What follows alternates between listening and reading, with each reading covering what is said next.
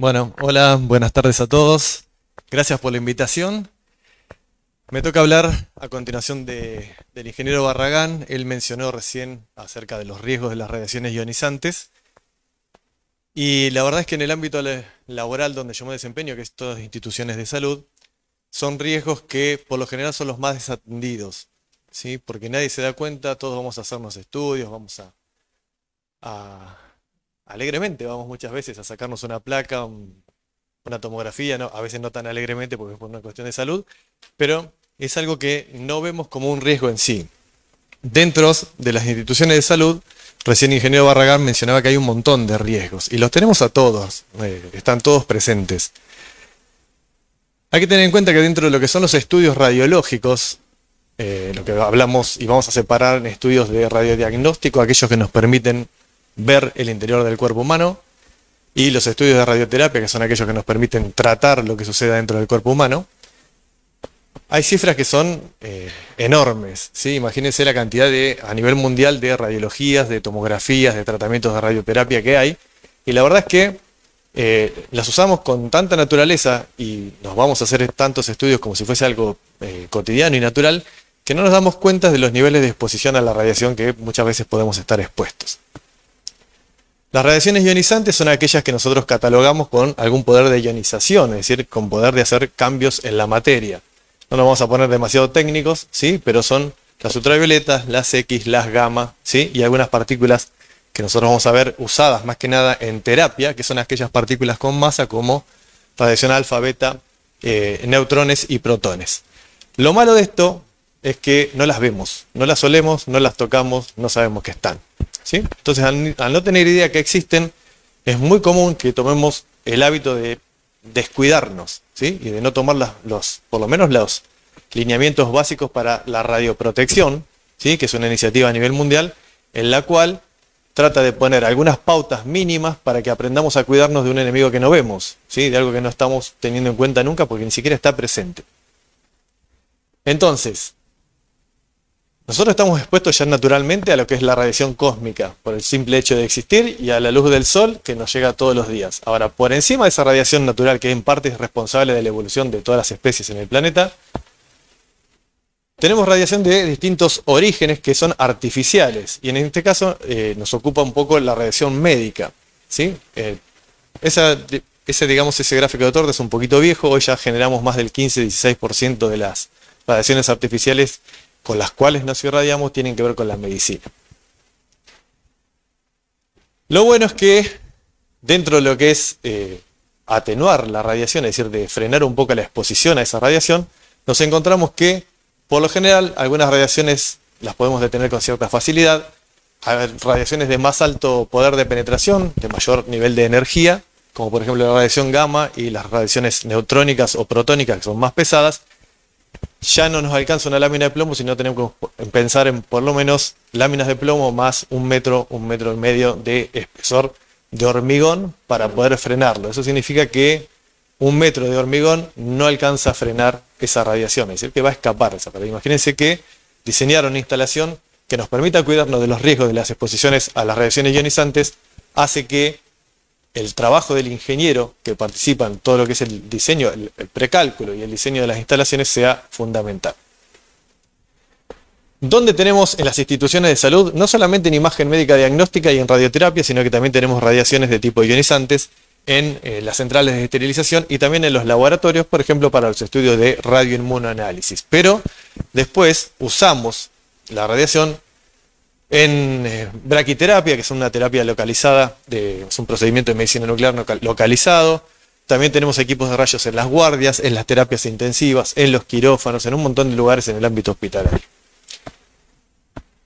Dentro de lo que nosotros llamamos radiodiagnóstico o radioterapia hay técnicas bastante bien clasificadas. Algunas técnicas son duales, además de hacer imagen también hacen terapia, ¿sí? Entonces, el simple hecho de que la tecnología haya avanzado tanto en todo sentido ha hecho que también los equipos que generan imágenes y aquellos que se usan para tratamiento por radioterapia sean hoy equipos realmente complejos, es decir, no son simples irradiadores, ¿sí? No solo emiten radiación.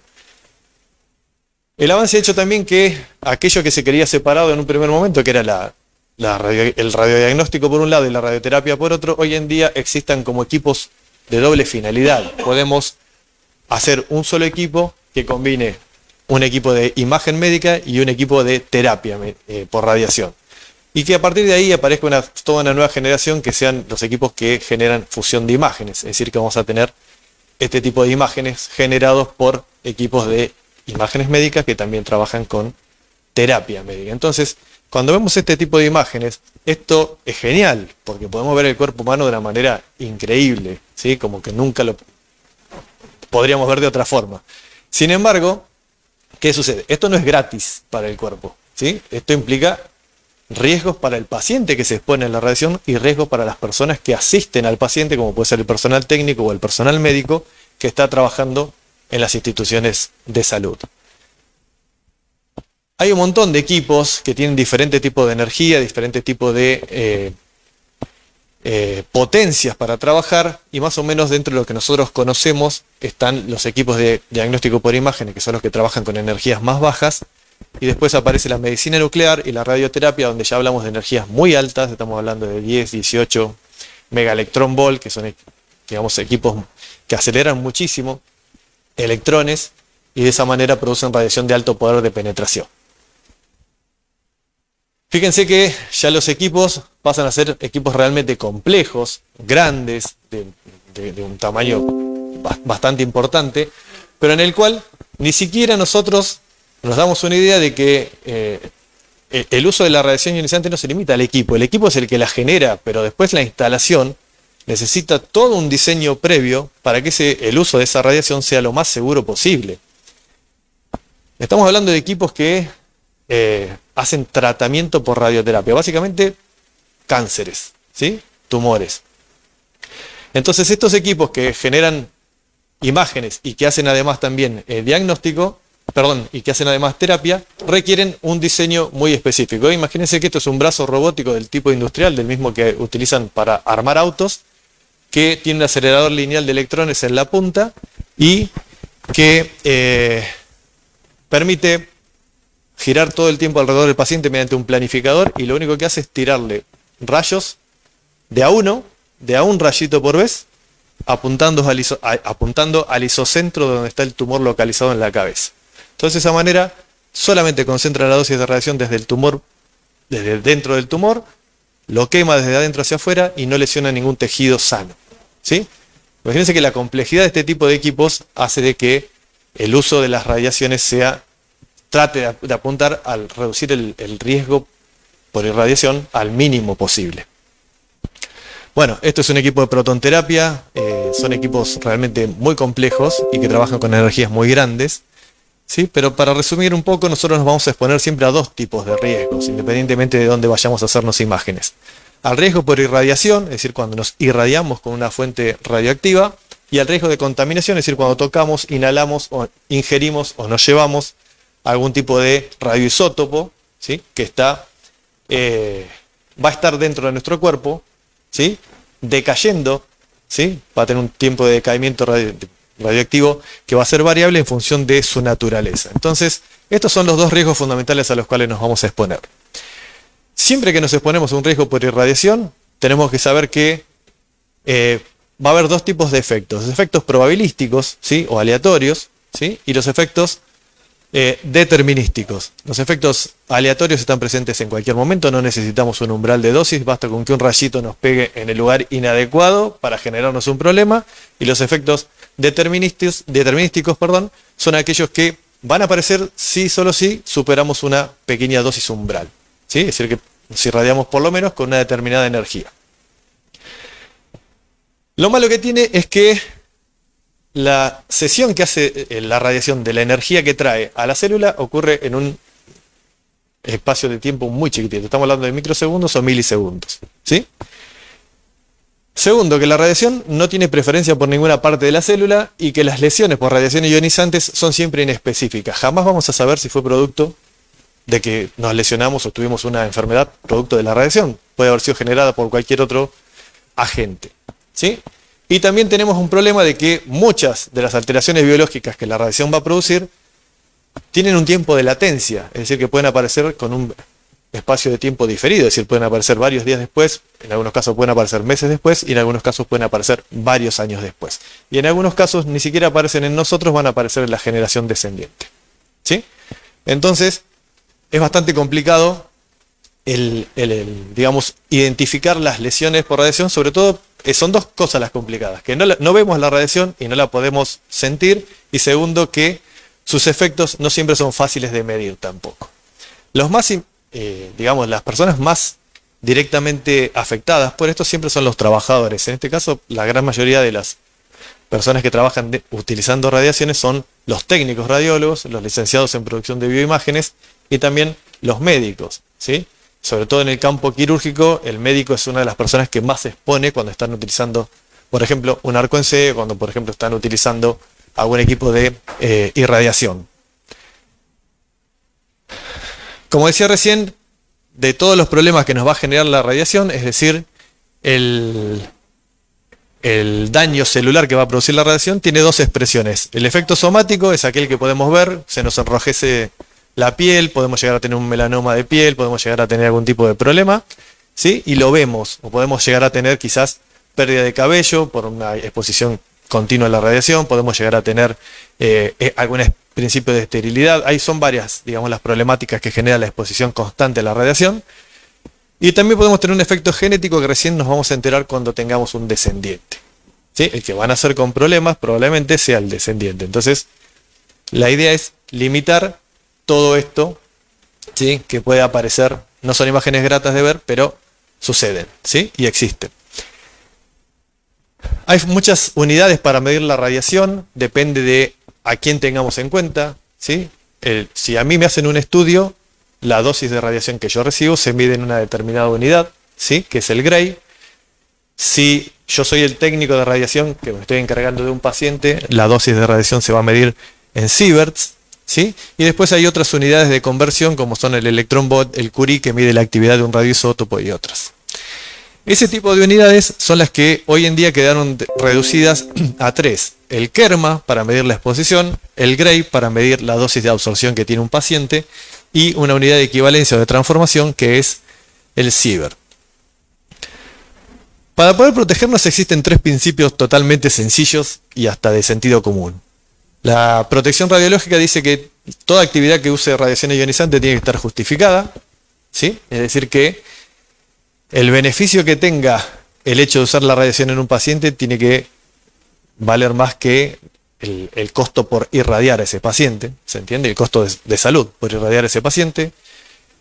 Si está justificado y queremos hacer una imagen médica o un tratamiento de radioterapia, tiene que ser hecho con la menor dosis que sea posible, ¿sí? No necesitamos irradiar de más por las dudas, ¿sí? Tenemos que irradiar con la menor dosis posible y además que esté limitado, que dice que en ningún caso vamos a tener un valor de dosis por encima de los valores permitidos para pacientes y para personal trabajador.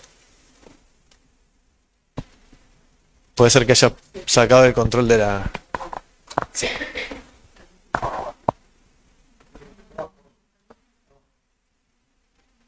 Toca la pantalla, toca la pantalla. Ahí está, ahí estamos, bien. Bueno, fíjense que dentro de la evolución que ha tenido la protección radiológica, uno de los ámbitos donde más fuerte ha calado es en el tema de la definición de los límites de irradiación ocupacional. Si se fijan, en 1934 se permitían 720 milisievert, que era una locura. Hoy en día bajamos a más del 2500% esos valores que estaban permitidos hace 100 años atrás casi. En el 2007 seguimos todavía con, que fue la última actualización, con 20 milisievert para personal profesionalmente expuesto, es decir, aquel que trabaja en lugares donde se utilizan radiaciones. Se ha avanzado también en lo que es simbología, se trata de generar y concientizar mucho para poner señalética, para poner cartelería donde indiquemos que hay riesgos de irradiación, ¿sí? Se han identificado claramente las zonas, lo que es la protección radiológica ha avanzado mucho sobre la definición de los espacios, ¿sí? Hay zonas de libre acceso, zonas vigiladas, zonas controladas, que a su vez se subdividen en zonas de permanencia limitada y zonas de permanencia reglamentada o de acceso prohibido. Cada una de esas zonas en lo que difiere es de el límite de radiación que podés recibir o el límite de exposición ocupacional que podés recibir. Hay muchos elementos de protección personal, ¿sí? El tema es que a veces sucede de que o no están disponibles en los lugares de trabajo, o son caros, o no los mantienen bien y los descuidan, ¿sí? Y para protegerte de la radiación, lo que tenés dentro de cualquiera de esos elementos es plomo, es una lámina delgada de plomo. Esa lámina delgada de plomo realmente es delgada, mide menos de 1 milímetro, ¿sí? Entonces, donde vos plegás de más, arrollás el guardapolvo y lo tirás, lo guardás esa lámina se quiebra. Así como se quiebra, por ser tan delgada, empieza a perforarse, a generarse grietas, y al mes ya prácticamente no te protege, ¿sí? Entonces, la idea es que los elementos de protección personal, además de existir y además de tenerlos en el servicio, ¿sí?, estén bien cuidados y bien organizados. Si no, no sirven de nada, ¿sí? Realmente no sirven de nada. Uno después toma uno de esos delantales que están tirados, lo pasa por un equipo de fluoroscopía o lo pasa por un equipo de arco en C y se ven todas las grietas y todas las perforaciones y te das cuenta que no está protegiendo a nadie, ¿sí? Entonces, también tenemos que ser responsables, sobre todo con la existencia de los elementos de protección personal y el cuidado de los mismos.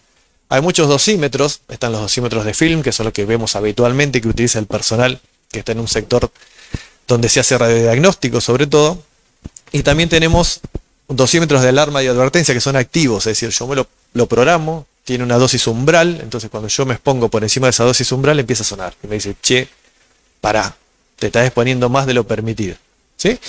Eso está bueno, porque con el dosímetro de film nos vamos a dar cuenta quizás 2 meses después cuando nos llegue la lectura de que tuvimos una sobreexposición a la radiación innecesariamente. También están los dosímetros de área o ambientales, y estos se recomiendan más que nada su uso en los lugares donde hacen radioterapia, donde hay equipos grandes, donde hay, digamos, una dosis ambiental necesaria de ser medida.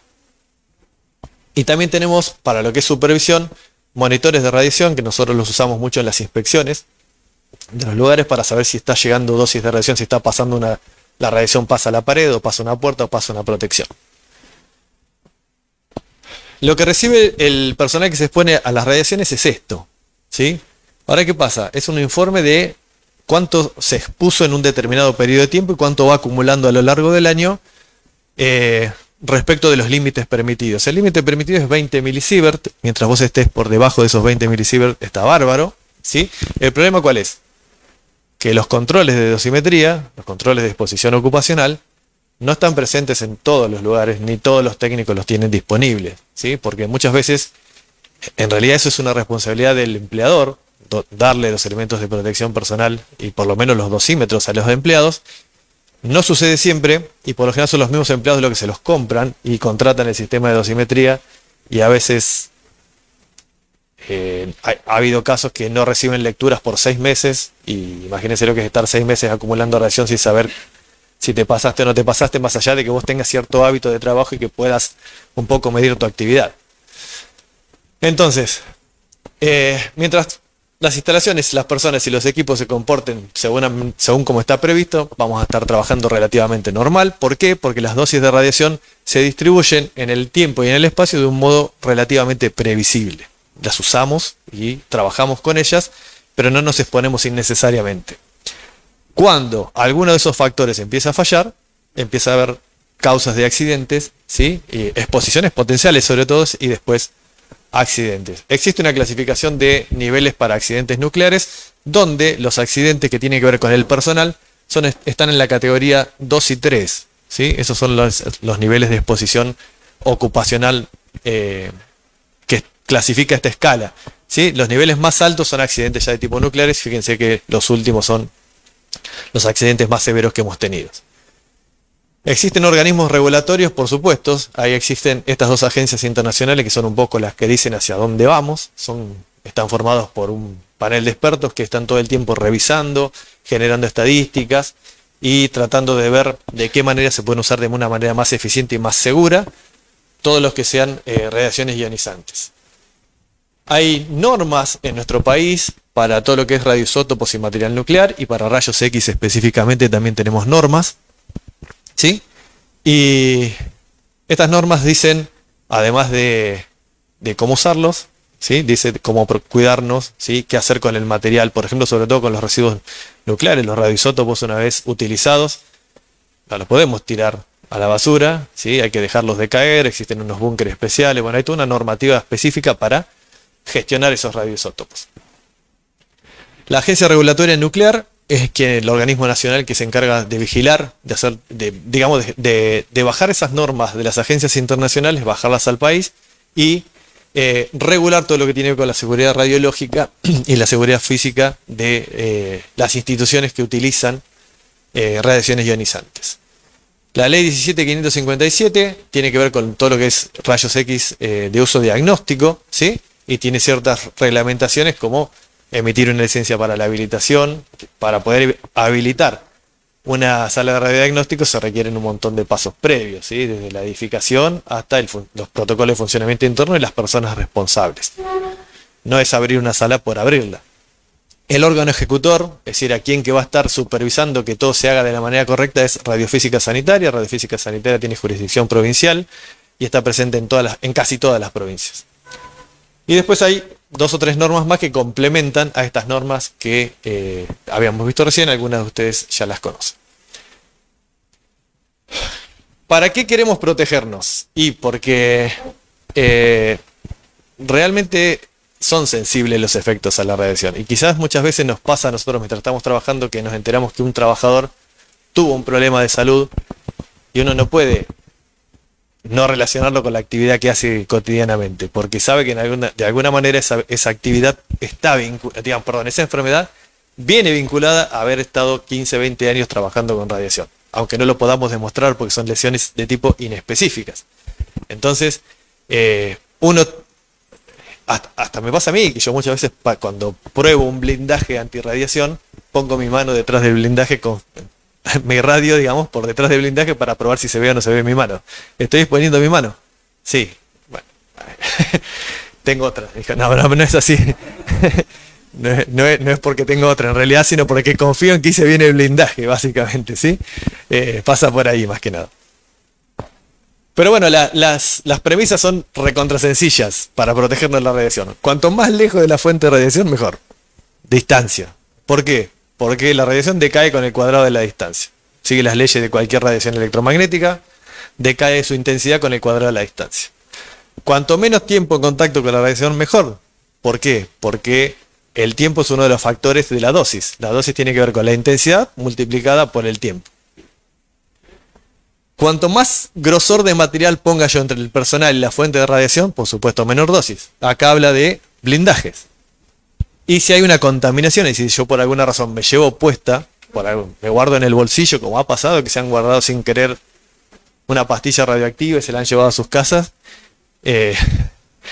bueno, sacarla lo antes posible porque eso va a estar irradiando todo el tiempo. Lo que decíamos recién, el nivel de exposición, tiempo el menor posible, cuanto menos me expongo, menos tiempo, decae con el cuadrado de la distancia. Si pongo un blindaje en el medio, por supuesto que voy a reducir muchísimo la dosis a la cual me expongo. Y el tema de blindaje no lo quiero dejar de lado porque es la parte quizás más sensible, es lo que más vemos. Es lo que más vemos. Para poder hacer un buen blindaje existen un montón de guías, por lo general en nuestro país y en lo que es Latinoamérica se utiliza esta guía de seguridad, ¿sí? Que tiene varias cositas a tener en cuenta, que acá están descritas, pero básicamente tenemos que saber que donde vamos a instalar un equipo de rayos X, tenemos que saber qué hay arriba, qué hay abajo, qué hay a los costados, qué hay adelante, qué hay atrás. ¿Sí? ¿Por qué? Porque todo lo que está alrededor va a recibir radiación. En mayor o menor grado, va a recibir radiación. Entonces, lo primero que tenemos que saber es qué hay en cada lugar. Segundo lugar, tenemos que saber hacia dónde va a apuntar el equipo, porque la mayor cantidad de radiación va a apuntar, la radiación primaria apunta hacia donde el equipo apunta. Después todo el resto de la sala va a recibir radiación de tipo dispersa, que es de menor intensidad. Entonces, cuando tenemos que pensar en armar una instalación de radiaciones ionizantes, tenemos que saber bien claro que una cosa es diseñar para radiodiagnóstico, donde vamos a ver este tipo de cosas, y una otra cosa es trabajar, por ejemplo, con un CyberKnife, que es un equipo de radioterapia, donde fíjense el espesor de las paredes, que además del metro de hormigón que yo les decía, también existe una protección por blindaje con plomo antes. Entonces, ya es bastante más complejo el diseño de los blindajes. Pero todo esto se hace previamente a traer el equipo. Es decir, queda muy lindo cuando el fabricante o el representante del equipo nos dice, mirá, la mejor ubicación para tu equipo es esta. Genial, pero yo con eso no hago nada. A lo asumo lo hará el arquitecto, que después tendrá que hacer los pisos, tendrá que hacer el techo, la iluminación y todo eso. Pero yo, ingeniero que me dedico a la parte de blindajes, yo no necesito solamente la posición del equipo. Yo necesito también las curvas de ISO2 y decir para dónde irradia y de qué manera irradia y con qué energía está irradiando. ¿Sí? Entonces, una vez que tengo esto, que esta es la información que a mí me interesa, superpongo la información de disposición del equipo, ¿sí?, con las curvas. Entonces esto me dice a mí hacia dónde va a impactar la radiación. Y es ahí donde yo tengo que hacer los blindajes de la manera más eficiente posible. Es lo único que me va a cuidar. Ahí sí, por supuesto. La puerta no está en el mejor lugar, eso seguro. Pero bien, de esta manera yo voy a diseñar mis mejores blindajes. Después la parte de blindajes es hacer unos cálculos, no es ninguna ciencia. Lo que nos va a dar como resultado el cálculo de los blindajes es un determinado espesor de plomo. El plomo es el elemento que por su ductilidad y su facilidad de manipulación se elige por sobre otro tipo de materiales para hacer blindajes, ¿sí? Vienen láminas, vienen ladrillos, vienen vidrios plomados, ¿sí? El vidrio plomado está bastante caro, pero sirve. Y si no tenemos un vidrio plomado, podemos hacer superposición de vidrios comunes, que es un poquito más difícil, pero sirve también. ¿Qué pasa? ¿Por dónde vienen los accidentes? Fíjense que esto sale de una estadística que puso la IAEA, que es un poco la comisión que rige los destinos de la radioprotección. Las causas más frecuentes de accidentes son el tratamiento del paciente equivocado. ¿Sí? No tiene que ver con riesgos directamente, tiene que ver con cosas humanas. ¿Sí? Uso de la fuente radioactiva equivocada. ¿Sí? También, porque ese es un doble peligro. Si le doy una de mayor intensidad, le termino haciendo daño a los tejidos sanos. Si le doy una de menor intensidad, lo irradié, pero no le hice nada a la enfermedad. Actividad incorrecta, es decir, la dejé de caer mucho tiempo y lo usé cuando no tenía la energía suficiente. Tratamientos inadecuados, exposición accidental de la fuente de radiación, accidentes relativos a la planificación del tratamiento. Fíjense que tienen que ver todos con factores humanos los primeros. ¿Sí? Todos factores humanos. Fíjense este también. Esto es una estadística que se publicó hace un par de años. El 90% de los estudios tomográficos que se hacen a nivel mundial, no estamos hablando de la Argentina, son innecesarios, porque son normales todos. Es decir, que estamos gastando el 90% de los tomógrafos en hacer estudios y decir, che, no tenés nada. ¿Sí? Imagínense que son personas irradiadas por no tener nada también, ¿no? Blindajes defectuosos y que las instalaciones no fueron adecuadamente planificadas. Siempre, y creo que en esto estamos todos de acuerdo, se necesita tener por lo menos un programa de calidad en un lugar donde sea tan complejo la gestión de los riesgos, ¿sí? Esos programas de calidad, todos sabemos que tenemos que tener calibración y mantenimiento de los equipos y también vigilancia y dosimetría del personal. Eso es fundamental. Algo importante, ¿cuándo vamos a revisar los blindajes? Un blindaje no es eterno, no dura 50, 100 años un blindaje, ¿sí? Es una lámina de plomo que como tal lo que hace es simplemente ponerle peso atómico, cantidad de electrones a la radiación para que impacten, se ioniza un poquito la lámina de plomo, la absorbe, ¿sí? Y con el tiempo esa atenuación empieza a perder un poquito de efectividad. ¿Cuándo hay que revisar los blindajes? Si cambiamos el equipo, cuando no hacemos calibraciones de los equipos ni controles de calidad, cuando no se hizo una memoria técnica de preinstalación adecuada, cuando no hay vigilancia ni dosimetría, cuando no tenemos procedimientos, cuando hay sospecha de filtración sobre todo, ¿sí? Nos ha pasado de que los técnicos dicen, che, vos sabés que pusimos una cucharita pegada al chasis radiográfico atrás de la pared, se ve la cuchara perfecto. Eso significa que está pasando la radiación hacia donde duermen muchas veces los técnicos, ¿sí? En lugares, entonces se preocupan ellos mismos, tienen sospechas de que hay filtraciones de radiación. Entonces, la necesidad de renovación de blindaje viene de la mano de que el mismo plomo se envejece, ¿sí? Se deteriora y con el tiempo hay que cambiarlo. Fíjense, aunque ustedes no lo vean, en cualquiera de estas 4 imágenes, en la última sí es más notoria. ¿Se ve aquella? Bueno, ese es mi codo. Ese es mi codo detrás de la puerta de una sala de radiodiagnóstico. Es decir, que está pasando radiación para este lado. Aunque ustedes en esta no vean nada, uno mira el parámetro que le da el escáner y le dice que el índice de radiación está elevado, ¿sí? Que llega a radiación. Entonces, No necesitamos solamente ver la imagen anatómica en la cual podamos identificar que es un codo, que es una mano o lo que fuese, sino que también los mismos equipos digitales actuales te dicen si llegó o no llegó radiación. ¿Sí? Entonces, cuando uno ve que pasa radiación y desarma las paredes y empieza a mirar el estado de los blindajes, empieza a encontrar estas cosas. El plomo corroído, con hongos, que lo deteriora al punto de que uno lo toca así, se pulveriza entero y se cae. ¿Sí? O sea que eso no sirve para proteger absolutamente nada. ¿Sí? O estados avanzados de humedad. Fíjense aquella placa de allá, donde se nota un chorreado por humedad, que eso es el precursor de esto. ¿Sí? Incluso uno puede, si mira la pared, le saca el guardacanto, perdón, a la puerta, puede darse cuenta del estado en el que está ese plomo. ¿Sí? Totalmente deteriorado. Uno hace una placa y fíjense, esa placa está tomada detrás de este plomo, por detrás de esa pared. Y encuentra que, fíjense que estas marcas del deterioro aparecen también acá. Aparecen los cables eléctricos que pasan por detrás, las mangueras de electricidad, y ahí aparece la mano, que esa mano es de mi socio, en realidad no es la mía, es la mano de mi socio, mostrando de qué manera está pasando radiación. Y cuando le mostrábamos esto a las autoridades no lo podían creer. ¿Sí? No lo podían creer, pero terminó siendo esto. Por lo menos tomaron en cuenta lo que nosotros les sugerimos y rehicimos todo el blindaje, ¿sí? Hasta el vidrio plomado de la sala de comando. Y esto es otra cosa. Uno sabe que ahora, por lo menos por los próximos 10, 15 años, o hasta que vos decidas cambiar el equipo de la sala, la protección va a ser eficiente, ¿sí? Y no vas a tener los riesgos. ¿Qué otros riesgos te quedan? Te quedan los humanos. Eso van a seguir estando presentes, ¿sí? Pero por lo menos no los riesgos de blindaje ni de la instalación. Fíjense cómo queda una imagen detrás de estos blindajes donde no se ve absolutamente nada, ¿sí? Esa es una imagen que constata que no hay presencia de radiación del otro lado. En fin, el sector salud es súper complejo, súper complejo. Imagínense, dejé esta imagen para el final, donde hay una nena conectada a un corazón artificial, ¿sí? Tiene 2 metros de libertad de vida, que son los 2 metros que le da esta manguera, ¿sí? Y fíjense toda la aparatología que le está cuidando alrededor, para sostener la vida de esa persona.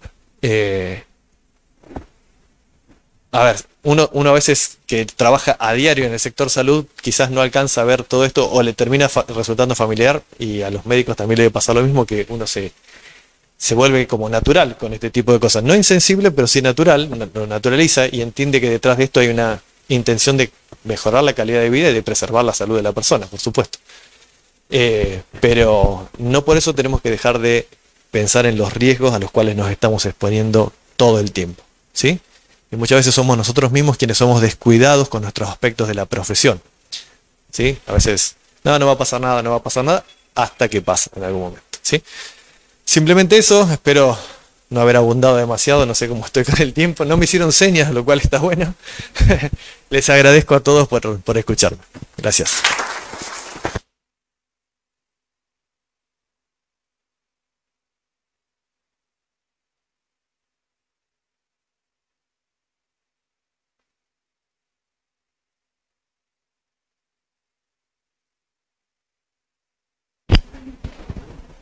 Bueno, este es el momento en que podemos consultar a los disertantes lo que ha quedado de duda o alguna inquietud. Lo vamos a hacer en forma organizada porque también tenemos que coordinar con los participantes del Zoom. Así que levantan la mano y vamos organizándonos, ¿sí? Bien. Bueno.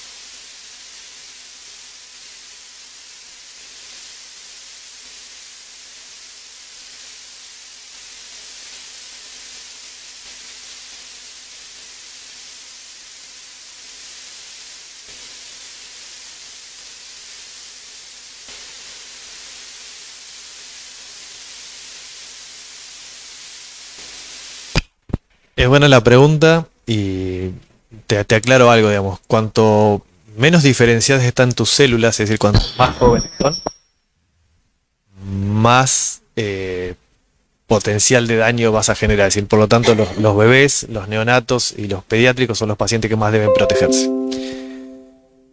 Es verdad que nadie te va a andar controlando, ¿sí? Pero si vos tenés sospechas o dudas de que quizás tu instalación no está de manera adecuada, lo que tenés que hacer es comunicarte con el ente regulador, en este caso que es Radiofísica Sanitaria, y solicitar una inspección.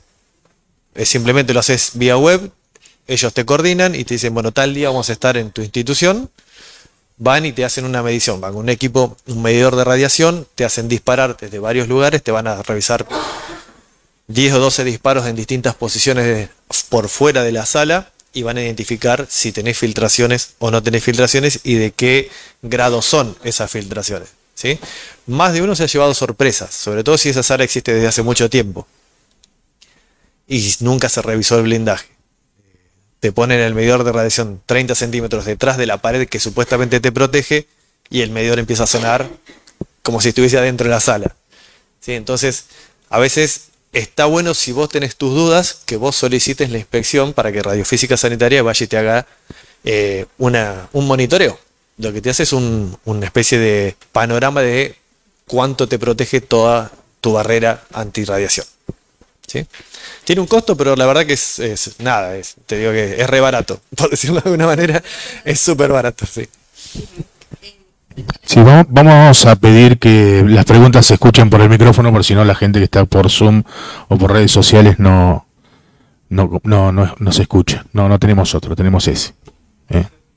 Sí, claro, si se acercan un poquito al que vaya a preguntar, si no se hacen el favor. Adelante. No, por acá no tengo preguntas. Aclarar algo más a él. Sucede muchas veces que la instalación del hospital no es la original o del centro de salud. Y por ahí fueron agregando cosas. Me sucedió. Fueron agregando cosas, y vos lo sabés, Pedro, porque estuvimos juntos en esto. Y de pronto descubrís que estabas irradiando a un nuevo ambiente, que puede ser el caso tuyo. ¿Alguna otra pregunta? ¿Puedo yo entonces? Sí. Cuando se va a habilitar un lugar, o sea, para lo que sea, rayos, radioterapia, ¿no existe un lineamiento o una inspección para habilitarlo para tal fin? Sí, de hecho es el momento adecuado.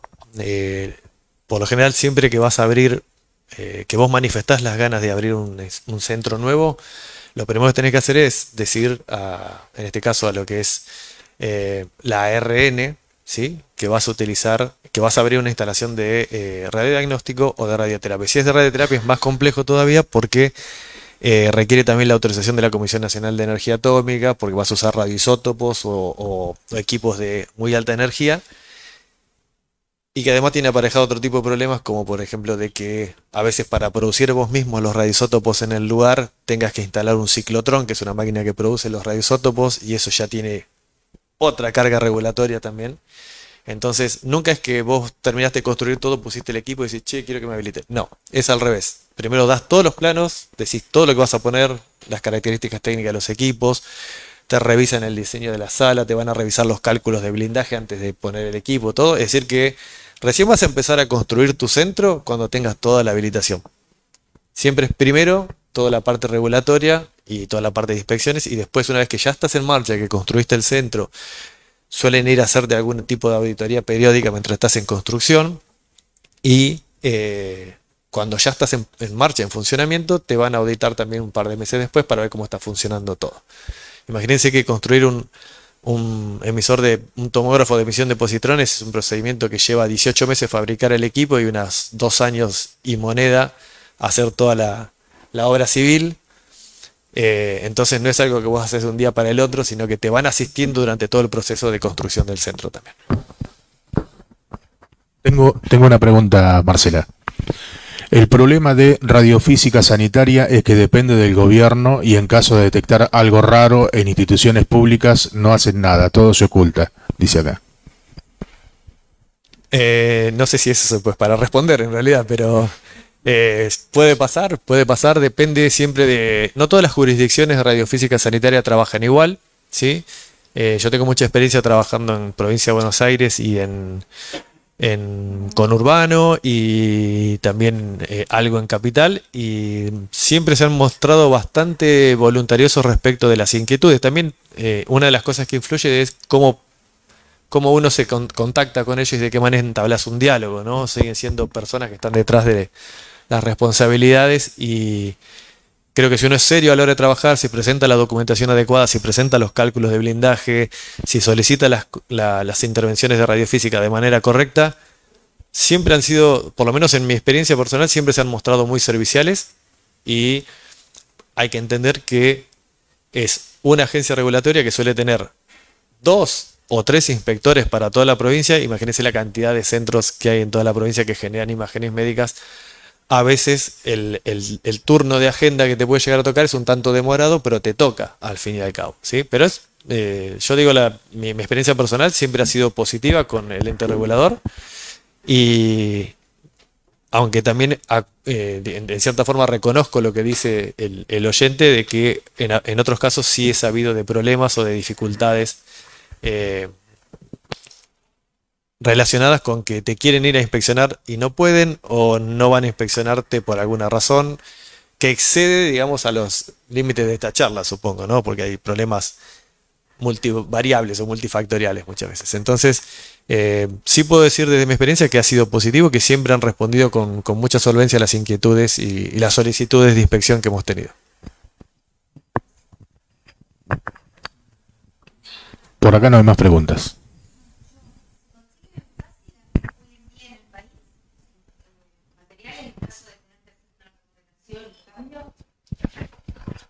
¿Plomo te referís?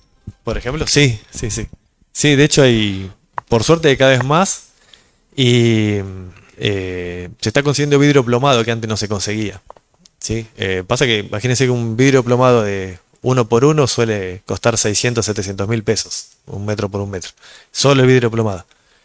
Es de difícil fabricación. Sí, no es un proceso que es muy riguroso, no tiene una homogeneidad de filtrado a lo largo de todo el vidrio, entonces también es algo que en cierta forma todavía es artesanal. Hoy en día se superpone más por los costos que por otra razón, es que vos superpongas capas de vidrio común, ¿sí? Para que te des una idea, para reemplazar 1 centímetro de vidrio plomado tenés que reemplazar 12 centímetros de vidrio común. Sí, entonces ya tenés que hacer un marco de ventana más grande. 12 vidrios comunes pesan alrededor de 600 kilos. Tenés que hacer un soporte para soportar 600 kilos. Ya empieza a pasar más un problema para los arquitectos que otra cosa. Sí, pero sí se consiguen las cosas. Tengo una pregunta acá a través de Facebook. Dice, ¿cómo controlan los miles de consultorios odontológicos, dado que estos no tienen locales plomados? La pregunta es genial. No se controla.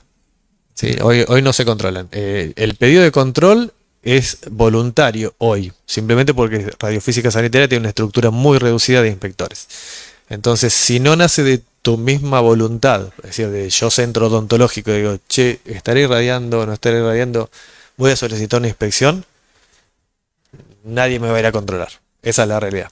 ¿Sí? De hecho, nadie me va a ir a controlar, ni siquiera siendo un hospital público. Porque todos los pedidos de inspección nacen a partir de una solicitud del cliente, que en este caso es el efector, digamos, de salud. Igual, a ver, en un centro odontológico es un centro donde hay mínima exposición radiológica, sin embargo, hoy en día se arman centros de salud odontológicos y mamográficos, donde es muy fácil agarrar un lugar y dividirlo con Durlock y hacer todo, y queda todo muy bonito y muy rápido. Y ahí está el primer error, porque si antes no pasaba radiación porque tenías una pared de 30 centímetros de ladrillo y ahora existe una división con Durlock, el Durlock a la radiación la deja pasar tranquilamente y no frena nada. Entonces hay que tener en cuenta esas cosas, ¿no? Lo que siempre decimos, que para poder saber si mi blindaje es eficiente, tengo que saber si hice modificaciones en la sala, de qué tipo son esas modificaciones, a qué riesgo expongo a la gente. Ha pasado de que han hecho divisiones con Durlock en una terapia intensiva y han puesto del otro lado de la pared de la sala de rayos, del otro lado pusieron las cabeceras de la cama de terapia intensiva. Entonces, toda la radiación derecho a las cabezas de los pacientes que estaban del otro lado. Y simplemente por no tener en cuenta cuestiones muy básicas. A ver, yo no digo que nadie nace sabiendo, yo estudié y todos los que estamos acá estudiamos para saber hacer ingeniería. Pero esto refuerza un poco el concepto de que lo que se habló al principio, que Mercedes lo dijo en su charla y que Cali también lo reforzó, que es que necesitamos profesionales con conocimiento, formados dentro de los ámbitos de salud, porque son ámbitos que hoy en día son hipercomplejos, ¿sí? Por dar una idea, hay centros de salud que tienen 82 personas en su oficina técnica. 82 personas están divididos en termomecánica, en eléctrica, en hidráulica, en ingeniería biomédica, y cada uno hace lo suyo, todos trabajan de una manera planificada y están bien organizados y hacen las cosas bien. Y conozco muchos otros lugares donde hay 2 personas y esas 2 personas hacen todo. Todo, ¿sí? Que yo redefino el término idóneo, mucha gente se formó siendo idónea, o sea, llegó a ser idóneo con el correr del tiempo y con el conocimiento, pero también, en cierta forma, hay muchos que son todólogos, como solemos decir, y es imposible formarse y saber de todo, ¿sí? Hoy en día sí se necesita mucha interacción entre los equipos de ingenieros de una institución, porque la verdad es bastante complejo el ámbito sanitario, sobre todo si nos apegamos a las normativas, ¿no? Si no nos importa nada sería otra cosa, pero si estamos apegados a las normativas como debería ser, necesitamos de la interacción fuerte entre todos los profesionales de las distintas ramas de la ingeniería. Pregunto yo. Con respecto a la climatización de los nosocomios, ¿se está trabajando, hay controles en los diseños?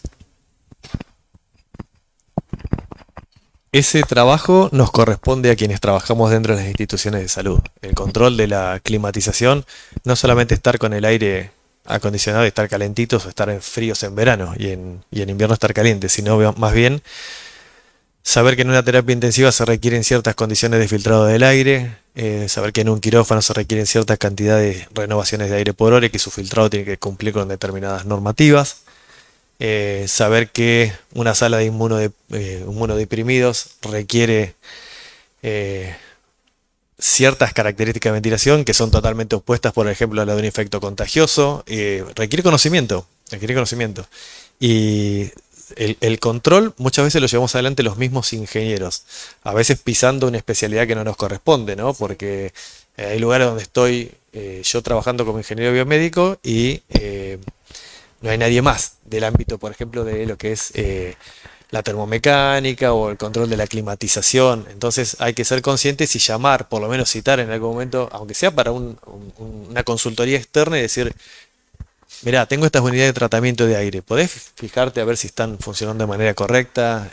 Si no tengo un sistema BMS donde puedo controlar todos los parámetros de la climatización, desde una computadora o desde mi celular, necesito sí o sí la intervención de alguien externo que me lo permita hacer. ¿Por qué? Porque si no lo hago, además es criminal. Si yo sé que tengo que hacerlo y tengo que controlar que la calidad del aire para que una persona no se lleve una infección intrahospitalaria, ¿sí?